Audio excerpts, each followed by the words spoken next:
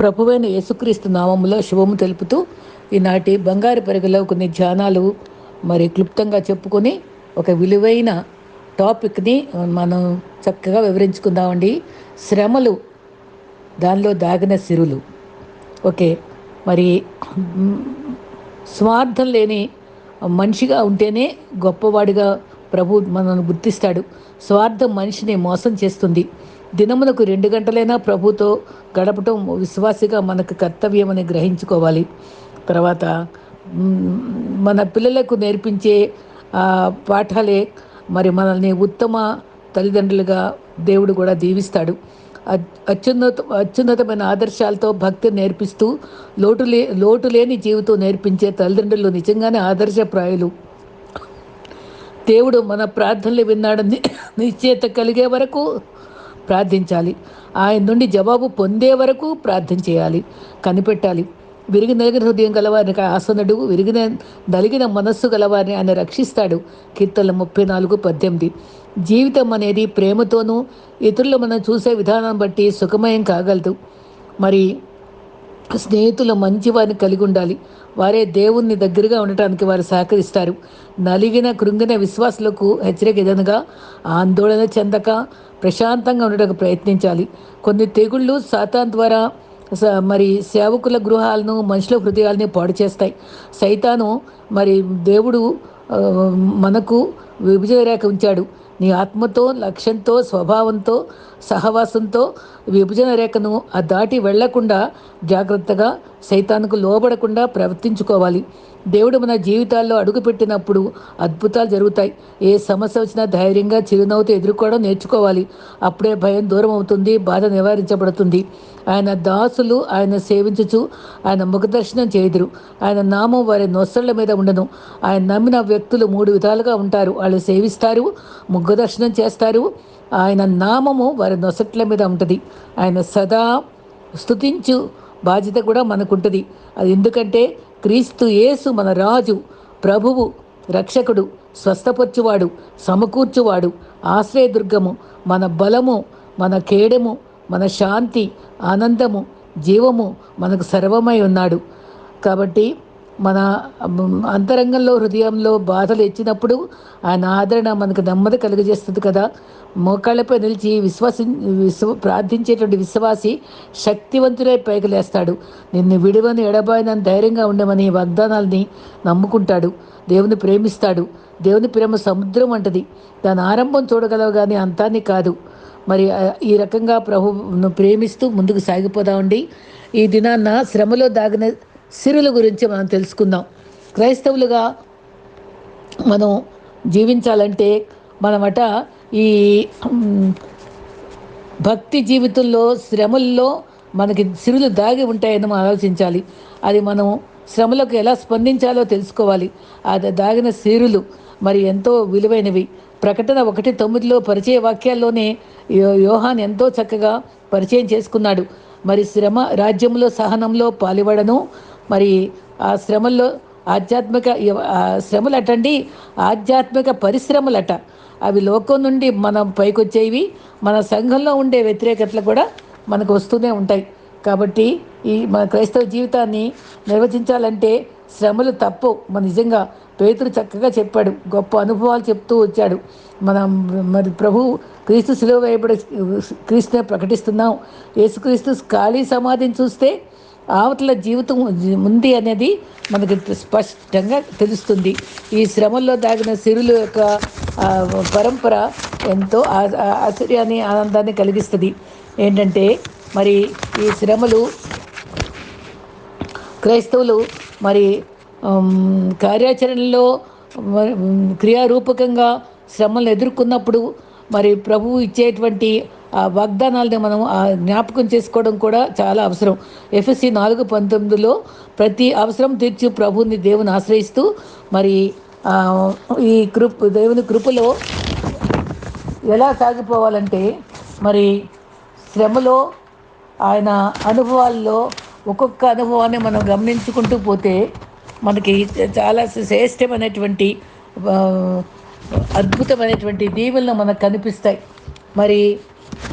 శ్రమలు నిర్వచించటం క్రైస్తవ జీవితాన్ని నిర్వచించటానికి శ్రమలు అది చాలా చక్కగా అవి తోడ్పడతాయని చెప్పారు. ఒక భక్తుడైతే నశించు సువర్ణము అగ్ని పరీక్షల మీద శుద్ధీకరింపబడినట్లు అమూల్యమైన విశ్వాసము మరి పరీక్ష నిలిచినదై మెప్పును మహిమయు గంతకు కారణమవుతాయి. కాబట్టి క్రీస్తుకై శ్రమలు అనుభవించుటకు సిద్ధపడాలి. అది మనకి చాలా చాలా అవసరమైన అనుభవం. ఆసాపు కూడా నీతిమంతులు శ్రమపడి ఎందుకు అనుమతిస్తున్నావు అని కూడా అన్నారు. ఆ శ్రమలు ఎందుకు అవసరం అనగా, మొదటి పాయింట్, అవి మనల్ని శిక్షించటకు కానీ మరి సరిచేయడానికి. అవి న్యాయాధిపతులు 2వ అధ్యాయం 12 నుంచి చూస్తే, మరి వాళ్ళ ఇతర దేవతలను నమస్కరించినందుకు ప్రభు వాళ్ళని శిక్షించి గద్దించి వాళ్ళు తిరిగి దేవుని వైపు తిరిగేటట్టుగా, వాళ్ళ పాపాలు సరిచేసుకునేటట్టుగా తిరిగి ఆయన ప్రేమించడానికి శ్రమనందుట మేలాయనని చెప్పుకోవడానికి, అది మనం సరిచేయడానికే శ్రమలని మనం తప్పకుండా గుర్తించాలి. రెండవదిగా, శ్రమలు న్యాయాధిపతుల 3:4లో ట్రైనింగ్ ఇస్తాడు. యుద్ధ వీరులుగా శిక్షణ పొందుటకు వాడుకుంటారు. ఆయన విశ్వాస వీరులుగా మారుటకు శ్రమలే సిరులు అని గుర్తించాలి. శ్రమలో సద్గుణాలనే సిరులను పొందుకోగలం. ద్వితీయోపదేశకాండం 32:11లో మరి పక్షిరాజు అయితే ఆ గూడు చెదరగొట్టి ఆ చిన్ని పక్షులకు ఎలా ఎగరా నేర్పుతుంది.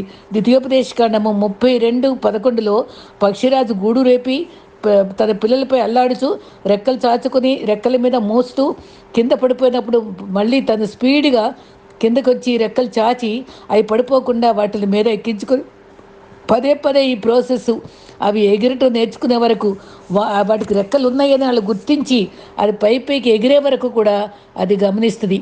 మరి కొన్నిసార్లు ఎన్ని కష్టాలు ఎందుకు అని అనుకోవచ్చు. ఆ 3వ పాయింట్గా యోబు 1:11లో మరి 2:7లో కూడా యోబు పరీక్షించబడ్డాడు. అపవాది అనుమతితోనే అది బాధించాడు కదా, కానీ రెండింతల దీవెన పొందాం. ఈ శ్రమ వచ్చిన తర్వాత ఆయన మన రెట్టింపు సౌందర్యంతో దీవిస్తాడని మనం నమ్ముకోవాలి. రెండవదిగా మనం చూసాము, శ్రమలు యుద్ధ వీరులుగా శిక్షణ పొందడానికి ఇస్తాయి. మూడవదేమో అవి పరీక్షించి ఆయన మనకి డబుల్ బ్లెస్సింగ్స్ ఇస్తాడు. తర్వాత 4వదిగా 2 కొరింథీ 12:9లో బలహీనతలు క్రీస్తు నిమిత్తము నిందలు హింసల్లో ఉపద్రవాల్లో సంతోషించున్నా అని పౌలు చెప్పాడు కదా. మనకు ఒక ద్వారం మూసేస్తే మరొక ద్వారము ప్రభు తెరుస్తాడు. శ్రమలు మనము క్రీస్తును పోలి జీవించడానికి మరి రోమా 8:17లో శ్రమలో ఓర్పు సమయస్ఫూర్తి వస్తుంది. కాబట్టి అటువంటి సమయస్ఫూర్తి నేర్పించడానికి, మనల్ని ఆయన పోలి జీవించడానికి శ్రమలు ఉపయోగపడతాయి. 6వదిగా మనం దేవునిపై సంపూర్ణంగా ఆధారపడటానికి అవి పనిచేస్తాయి. 2 కొరింథీ 1:9 హబక్కూకులో చెప్పిన మాట పదే పదే లాస్ట్ వర్స్లో, అంజూరపు చెట్లు పూసినా పూయకపోయినా, ద్రాక్ష చెట్లు ఫలించకపోయినా, చేనిలో మరి పైరు పంటకు రాకపోయినా, పశువుల దొడ్డిలో లేకపోయినా నేను దేవుళ్ళు ఆనందిస్తాను, ఆయనే నా బలము, ఆయన నా కాళ్ళు లేడి కాళ్ళగా చేస్తాడని చక్కటి పాట కూడా ఉందండి. నేను చాలాసార్లు పాడాను కూడా. అదే నిజంగానే మనం సంపూర్ణంగా ఆయన మీద ఆధారపడటానికి, సమయస్ఫూర్తితో బతకడానికి దేవుడు మనకి కృపనిస్తాడు. తర్వాత 7వ పాయింట్, దేవుని మహిమపరచడానికే ఈ శ్రమలు ఉపయోగపడతాయి.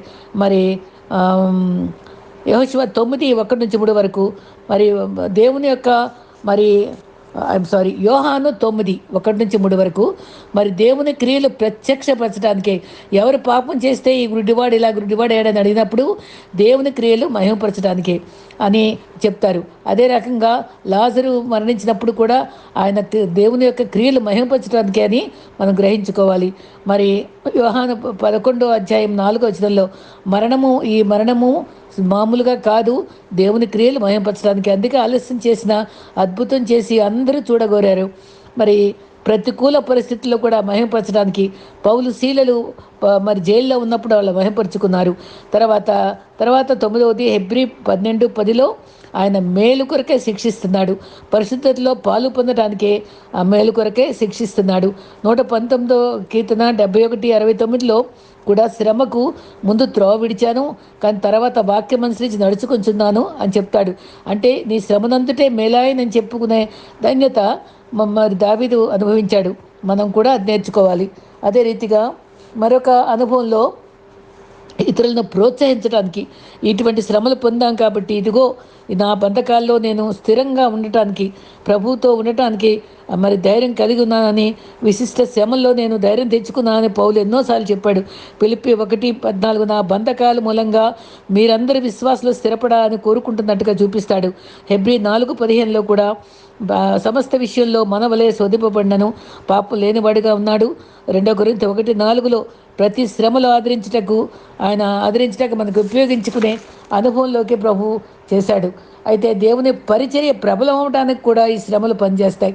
ఈ శ్రమల ద్వారా ఇంత చక్కని అద్భుతమైన విడుదల కలిగింది అని గ్రహించుకుని ఇంకా ఆసక్తిగా ముందుకు విశ్వాసులు ప్రోత్సహించబడటానికి కూడా ఫిలిప్పి 1:12లో ఆ అనుభవం చూస్తున్నాం. పరిచర్య ప్రబలం అవడం కోసం. మరొక చివరి పాయింట్, మనకు మెప్పు మహిమ కలుగుటకు మరి శోధనలు గురైనప్పుడు శ్రమలు పనిచేస్తాయి. మంచి సైనికులుగా ఉండాలి. మరి తిమోతితో అంటాడు, మంచి సైనికుడిగా నాతో శ్రమ అనిపించటకు పోరాడని, లోకం జయించిన అనుభవంతో లోకంలో మీకు శ్రమ కలుగును, మీరు ధైర్యం తెచ్చుకోండి అని కూడా ప్రభు చెప్తాడు. తన మరి ఒక చక్కని ఎగ్జాంపుల్ చెప్పారండి. సీతాకోచులుగా 4 దిశల గుండా అది ఏర్పడటానికి మరి గురుడుగా ఉండటం, తర్వాత ప్యూపా దిశలో మరి గొంగళి పురుగు, ఈ అనుభవాలన్నీ 4 గుండా పోతూ సీతాకోచిలుగా చక్కగా లైట్గా ఎగురుతుంది చూస్తాం అందంగా. కానీ అది దానికి ముందు దశలో అక్కడ ఆకు సారాన్ని గ్రహించి అది చాలా బరువెక్కిపోయి లావుగా అయిపోద్ది. అది తర్వాత సమయం అయినప్పుడు అది ముందు కవచం ఏర్పరచుకున్న తర్వాత దాన్ని ఛేదించుకొని తీవ్ర ప్రయత్నం చేస్తూ ఆ సన్న రంధ్రం గుండా పోరాడుతూ ఆ శ్రమ వేదన అనుభవిస్తుంది. అది ఒక బాధితుడి గమనించి అది చిన్న ఘాటు పెట్టి రంధ్రం చేసి అది బయటికి రప్పించడానికి చూస్తే రెక్కలుండి అందంగా ఉంది, కానీ అది కింద పడిపోయి సత్తు లేనిదిగా అది ఎగరలేని స్థితిలో ఉండిపోయిందట. అది దారిలో పోతున్న ఒక పెద్ద మనిషి చూసి ఇంకా అది ఎగరదు బాబు అని చెప్పారు. ఎందుకంటే అది ఆ బరువైన శరీరాన్ని బరువు తగ్గించుకుంటూ ఆ పోరాటంతో యుద్ధంతో ఆ చిన్న రంధ్రం గుండా తను స్ట్రగల్ అవుతూ ఆ తేలికైపోయి ఆ బరువును రెడ్యూస్ చేసుకుంటూ అది తేలికగా బయటికి అందంగా రెక్కలతోటి మరి బయటికి ఎగిరి మా అందరిని ఆహ్లాదం కలిగించేది. అందుకనే ఈ పోరాటాలు, ఈ బరువులు పోగొట్టుకోవడాలు, ఈ శ్రమ, ఇదంతా కూడా ఈ తిరస్కారాలు, ఇవన్నీ కూడా మనకు శ్రమలే సిరులు కనుక ఇవన్నీ కూడా మనం తగ్గించుకొని మన దేవుని వైపు చూడటానికి మనకి గొప్ప కృపనిస్తాయి. ఈ శ్రమల్లో మనకి ఎప్పుడు కూడా దేవుడు మనకు తోడుగా ఉంటాడండి. దేవుడు తోడుగా ఉన్నాడని తెలుసుకుంటే పిచ్చుకలకు కూడా దేవుడు తోడుగా ఉన్నాడు, వాళ్ళకి కనిపెట్టుకుంటున్నాడు. మనమే అంతగా చింత లేకుండా ఉండటం చేత కాటలేదు. నిబ్బరం కలిగి ధైర్యంగా ఉండి యెహోషువ 1:9లో దిగులు పడితే మనం ముందుకు సాగలేము. వాగ్దానాలు పట్టుకొని ముందుకు సాగాలి. మరి యెషయా 41:10లో భయపడకు, నీకు తోడైందును, దిగులు పడకు, నీతి దక్షిణహస్తం నీకు ఆదుకొను. శ్రమల్లో మనకి వాగ్దానాలు అభయం ఇస్తాయండి. తోడుగా ఉన్నాను, ఇమ్మానుయేలుగా ఉన్నాను అనే మాట మనకు ధైర్యం ఇస్తుంది. సదాకాలం మీతో ఉన్నానంటాడు, సహాయం చేసేవాడు. దేవుని ప్రేమ నిస్వార్థమైంది, షరతులు లేనిది. ఇక్కడ ఆదికాండం 26:3లో కూడా ఆయన తోడుగా ఉండి ఆశీర్వాదం ఇస్తానని ఇస్సాకును కూడా దీవించాడు, యాకోబును కూడా దీవించాడు. ఆయన దీవెన ఎంతో గొప్పది. ఇస్సాకు విత్తనం వేసి 100 ఫలితం పొందాడు. అక్కడ ఆశీర్వాదాలు నిండి పొంగిపొర్లే జీవితాన్ని ఇస్తాడు. అబ్రహాం బావులు తవ్వితే ఫిలిష్తీయులు పూడ్చివేస్తే ఇస్సాకు అసలు నోరెత్తకుండా వాళ్ళు దాడి చేసి మా వెంటే నోరెత్తల, కానీ తను మళ్ళీ వేరే స్థలంలో తవ్వినప్పుడు చక్కటి నీటి జల ఊరి ఎంతో దేవుడు బ్లెస్ చేస్తాడు, తన పంటను దీవిస్తాడు. మనం ఈ దేశంలో పరదేశులు అతిథులు ఆయన మీద ఆధారపడే బ్రతకాలి. అయితే ఆదికాండం 28:15లో దేవుడు తోడుగా ఉంటే మనకు ఆశీర్వాదం వస్తుంది, కాపుదల లభిస్తుందండి. కాపుదల మరి అందుకనే యాకోబు రాయిని తలగడ చేసుకుని నిద్రిస్తే ఒంటరిగా ప్రాణభయంతో ఉన్నప్పుడు ఆ స్థలంలో కాపుదల ఇచ్చాడు. ఇశ్రాయేలుకి అగ్ని మేఘ స్తంభాలని తోడుగా ఉంచాడు.